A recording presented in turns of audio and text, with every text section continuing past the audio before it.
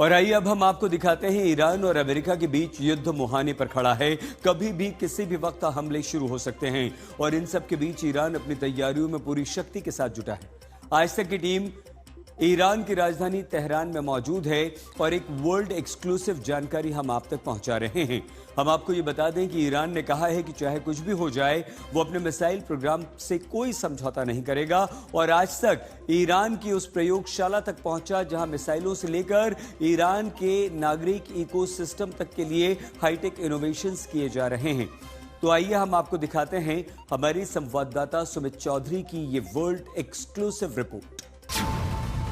Khamenei की कसम, missile programme नहीं रोकेंगे हम।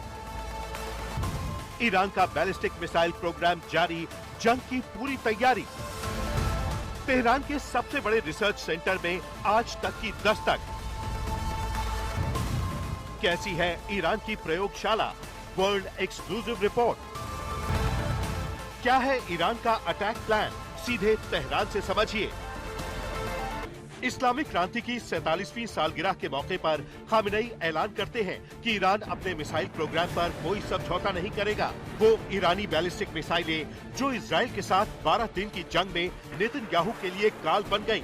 आपको बता दें कि ईरान के पास मिडिल ईस्ट में बैलिस्टिक मिसाइलों का सबसे बड़ा भंडार है और जिन मिसाइलों पर ईरान गर्व करता है उन घातक मिसाइलों में सेजिल मिसाइल, रेंज 1500 से 2500 kilometre, Emad missile, range 1700 kilometre, Ghadr missile, range 2000 kilometre, Shahab missile, range 1300 kilometre, Khorramshahr missile, range 2000 kilometre, Hoveyzeh missile, range 1350 kilometre शामिल है।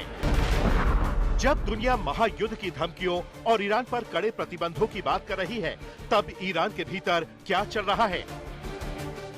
क्या ईरान की तकनीक युद्ध के इस दबाव में दम तोड़ रही है या फिर खामोशी से अपनी ताकत बढ़ा रही है? इन सवालों का जवाब देने के लिए आज तक की टीम इस समय ईरान की राजधानी तेहरान में मौजूद है। आज तक के रिपोर्टर सुमित चौधरी ईरान पहुंचे हैं।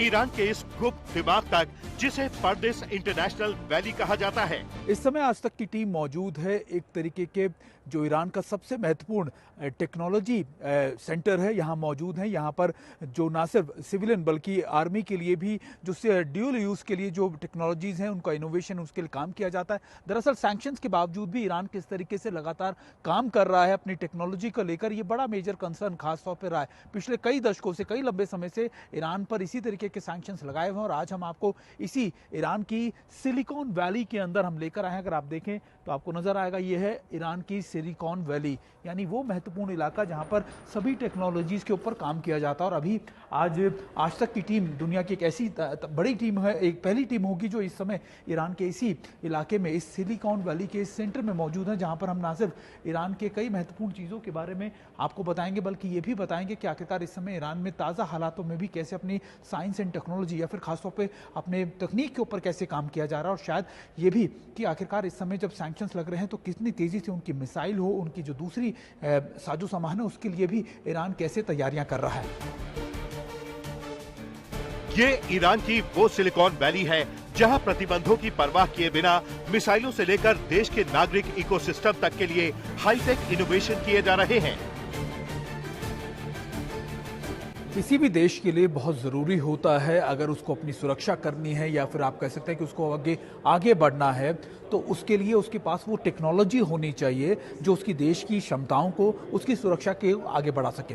ईरान जब से सैंक्शन झेल रहा है उसके पास ये सारी सहूलियतों की कमी इस वजह से हो गई क्योंकि यूरोप के कई देशों ने ईरान को सामान देने से मना कर दिया। ऐसे में ईरान के पास एक ही उपचार था या एक ही तरीका था कि वो अपनी टेक्नोलॉजी खुद डेवलप करे। लेकिन विदाउट इतने ज़्यादा सैंक्शंस के बावजूद, लगातार इतने ज़्यादा विरोध के बावजूद वो कैसे हो पाता? इस समय हम जहाँ मौजूद हैं ये वही एक रिसर्च सेंटर है जो ईरान का सबसे बड़ा रिसर्च सेंटर है, जहाँ पर लगातार ईरान जो है वो ऐसे कई इनोवेशंस अपने आप करता रहता है, जिसमें ना सिर्फ अगर आप देखें तो कि वो अभी इम्पॉर्टेंट ये है कि ये इस पूरे इलाके को अगर आप समझे तो ये पूरा इलाका समझाने के लिए मैं आपको दिखाने की कोशिश करता हूँ कि आखिरकार यहाँ पर किस तरीके की रिसर्च की जाती है। अगर आप देखें तो ये इनोवेशन जो है वो छोटी छोटी इनोवेशंस है, लेकिन ये ईरान के खुद बनाई हुई इनोवेशंस है, जिसमें आपका सर्वेलेंस इक्विपमेंट के अंदर इस्तेमाल होने वाली चीज़ें जो होती हैं, आपकी डेटा रीडिंग के लिए जो चीज़ें होती हैं, इसके अलावा जो आपको सर्वेलेंस के लिए ज़रूरत पड़ती है, वो सारी चीज़ें ईरान खुद डेवलप करता है। अगर आप देखें, आज हमें बताया गया कई ऐसे महत्वपूर्ण चीज़ें हैं जो यहाँ पर बनाया जाता है। एक छोटी सी मशीन जो बताई गई वो ये था, जब आप कोई भी बड़े आप कह सकते हैं इक्विपमेंट बनाते हैं, चाहे वो एयरक्राफ्ट बना रहे हो, चाहे वो टैंक बना रहे हो, तब उसको अक्सर जोड़ने के लिए जो मशीनों का इस्तेमाल किया जाता है, उन मशीनों के प्रेशर जो मशीन होते हैं उसके लिए भी बहुत ज़्यादा दिक्कत होती है, क्योंकि वो भी मशीन जो है बैन थी ईरान में। तो ऐसे में ईरान ने कुछ ऐसी मशीनें अपने आप डेवलप की हैं, और ये इसलिए भी अगर आप देखें तो आपको ये समझाने की मैं कोशिश कर रहा हूँ कि ये सारी चीज़ें वो इम्पोर्टेंट इक्विपमेंट है जो ईरान खुद डेवलप कर रहा है, ईरान खुद बना रहा है। और ये शायद इसीलिए भी क्योंकि ईरान के लिए अभी सारी चुनौतियां इसी बात को लेकर है कि वो आगे आने वाले वक्त में अपने आप कैसे आगे बढ़ सकेगा, क्योंकि लगातार सैंक्शन अमेरिका की तरफ से भी हैं, यूरोप के कई देशों की तरफ से भी है, और सिर्फ जो ईरान के पास जो सहयोग बसता है वो बसता है चीन का, कुछ सहयोग बसता है आप कह सकते हैं कि रूस का। अमेरिकी प्रतिबंधों और इजराइल से लगातार खतरों के चलते ईरान ने अपने मिसाइल प्रोग्राम पर बहुत काम किया है। ईरान के सामने इस वक्त सबसे बड़ी चुनौती अपनी टेक्नोलॉजी को अपने दम पर बेहतर बनाने के साथ ही वैज्ञानिकों को सुरक्षित रखने की है। यही वजह है कि तेहरान के पर्दिस इंटरनेशनल वैली रिसर्च सेंटर की सुरक्षा बेहद सख्त है, लेकिन आज तक न केवल इसके भीतर तक गया, बल्कि यहाँ से आपके लिए एक्सक्लूसिव रिपोर्ट भी ला रहा है।